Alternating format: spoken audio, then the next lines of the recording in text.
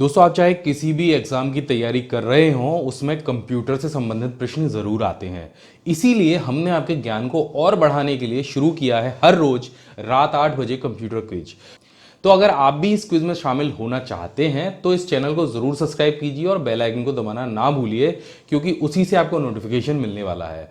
अब क्विज शुरू करने से पहले इस क्विज के बारे में मैं आपको कुछ बता देता हूं। इस क्विज में आपको मिलने वाले हैं पूरे 10 प्रश्न।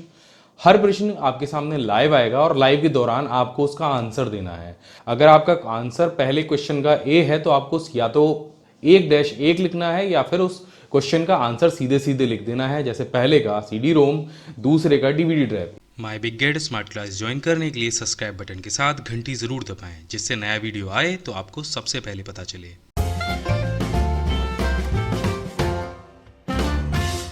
नमस्कार दोस्तों, मैं अभिमन्यु भारद्वाज आपका स्वागत करता हूं my big gate smart class में। और चलिए शुरू करते हैं अपना पहला प्रश्न। तो हमारा पहला प्रश्न है, बैंक में चेक रीड करने के लिए निम्नलिखित में से किस विधि का प्रयोग किया जाता है?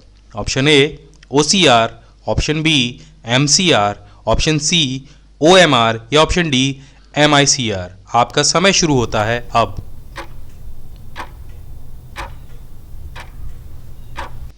तो इस प्रश्न का सही उत्तर है MICR।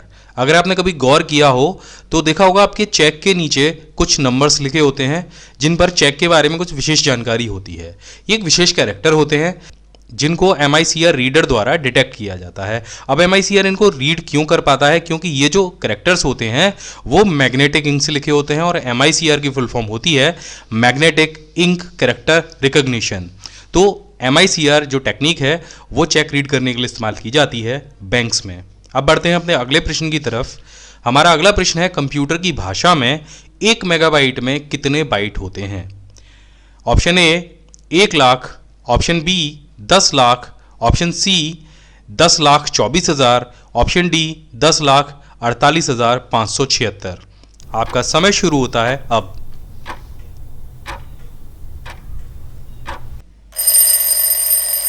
दोस्तों, इस प्रश्न का सही उत्तर है ऑप्शन डी 10,48,576। अब बढ़ते हैं अपने अगले प्रश्न की तरफ। हमारा अगला प्रश्न है, ग्राफिक इमेज को कंप्यूटर में किसकी सहायता से इनपुट किया जाता है? Option A scanner, option B floppy, option C joystick या ऑप्शन डी माउस। आपका समय शुरू होता है अब।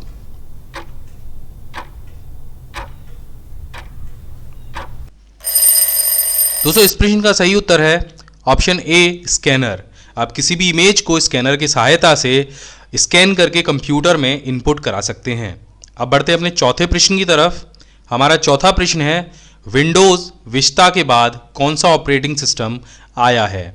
Option A Windows 7, option B Windows 8, option C Windows XP, option D Windows X।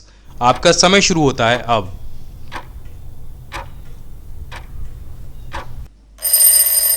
दोस्तों, इस प्रश्न का सही उत्तर है ऑप्शन ए विंडोज़ 7। विंडोज़ का विंडोज़ XP प्लेटफॉर्म बहुत पॉपुलर हुआ था। इसके बाद में इसमें कुछ संशोधन करके विंडोज़ विस्टा को लॉन्च किया गया था, जो कि पूरी तरीके से फेल हो गई थी। उसके बाद आई थी विंडोज़ 7, जो कि काफ़ी पॉपुलर हुई। अब बढ़ते हैं अपने पांचवें प्रश्न की तरफ। हमारा पांचवा प्रश्न है, इनमें से किसको पोर्टेबल कंप्यूटर नहीं माना जाता है? Option A desktop, option B notebook, option C tablet, option D इनमें से कोई नहीं। आपका समय शुरू होता है अब।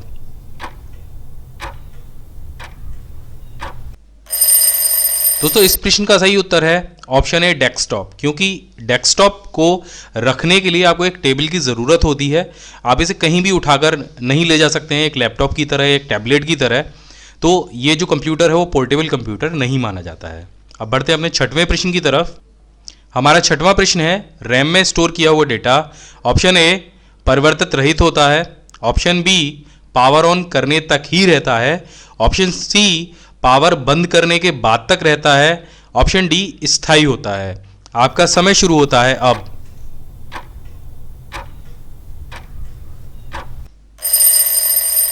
तो इस प्रश्न का सही उत्तर है ऑप्शन बी पावर ऑन करने तक रहता है। जब आप कंप्यूटर पर काम कर रहे होते हैं तो उस समय रैम में कुछ डेटा स्टोर होता है, लेकिन वो स्थायी नहीं होता है, वो तब तक रहता है जब तक आपके सिस्टम की पावर ऑन होती है, और पावर ऑफ होते ही वो डेटा अपने आप इरेज हो जाता है। अब बढ़ते हैं अपने 7वें प्रश्न की तरफ। हमारा 7वां प्रश्न है HDMI पोर्ट का पूरा नाम क्या है? Option A high definition multimedia interface, option B high definition media interface, option C high definition memory interchange, या option D high definition markup interface. आपका समय शुरू होता है अब।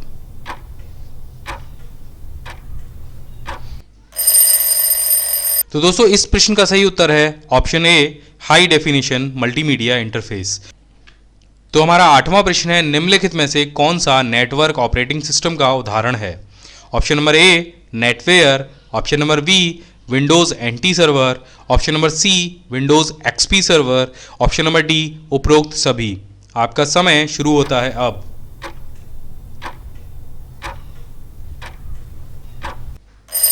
तो दोस्तों इस प्रश्न का सही उत्तर है ऑप्शन नंबर डी उपरोक्त सभी। ये सभी ऑपरेटिंग सिस्टम्स एक नेटवर्किंग ऑपरेटिंग सिस्टम के उदाहरण हैं। ये जो सभी ऑपरेटिंग सिस्टम हैं इनको सर्वर के लिए इस्तेमाल किया जाता है जब कहीं पर नेटवर्किंग करनी होती है। अब बढ़ते हैं अपने 9वें प्रश्न की तरफ। इनमें से कौन सा वेब सर्च इंजन नहीं है? गौर से समझिएगा, इनमें से कौन सा एक वेब सर्च इंजन नहीं है? Option number A Yahoo, option number B Baidu, option number C Google, option number D Wolfram Alpha. आपका समय शुरू होता है अब।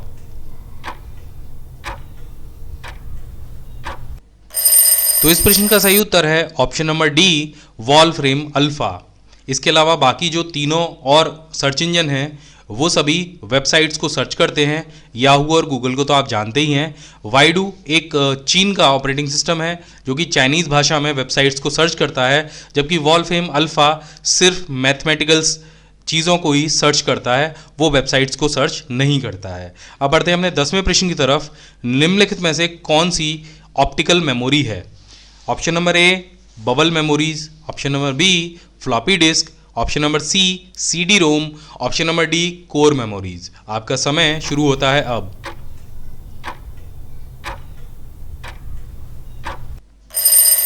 तो दोस्तों इस प्रश्न का सही उत्तर है ऑप्शन नंबर सी CD रोम, क्योंकि यही एक ऐसी मेमोरी है जिसके लिए प्रकाश की आवश्यकता होती है और प्रकाश द्वारा ही इसे पढ़ा जाता है। जब CD को CD रोम में डाला जाता है तो वहाँ पर एक लेज़र लाइट निकलती है जिसकी सहायता से इस पर लिखे हुए डेटा को रीड किया जाता है। बाकी किसी में भी ऐसा कुछ नहीं होता है। तो यही एक ऑप्टिकल मेमोरी है। तो दोस्तों यहीं पर खत्म होता है हमारा आज का क्विज। ये क्विज आपको कैसा लगा हमें ज़रूर बताइएगा कमेंट करके, और आपका स्कोर क्या रहा वो भी हमें कमेंट करके ज़रूर बताइएगा। हम इस क्विज में लगातार और इंप्रूवमेंट करते रहेंगे। आने वाले टाइम में आपको और भी बेहतरीन क्विज मिलने वाले हैं, और महीने के लास्ट में हम आपके लिए एक सरप्राइज और लेके आएंगे इसी क्विज से रिलेटेड। तो ये क्विज देखते रहिएगा, चैनल सब्सक्राइब जरूर कीजिएगा, बेल आइकन को जरूर दबाइएगा, और वीडियो कैसा लगा हमें ज़रूर बताइएगा। हम हमेशा आपके लिए ऐसी वीडियो लेकर आते रहेंगे। जय हिंद, वंदे मातरम।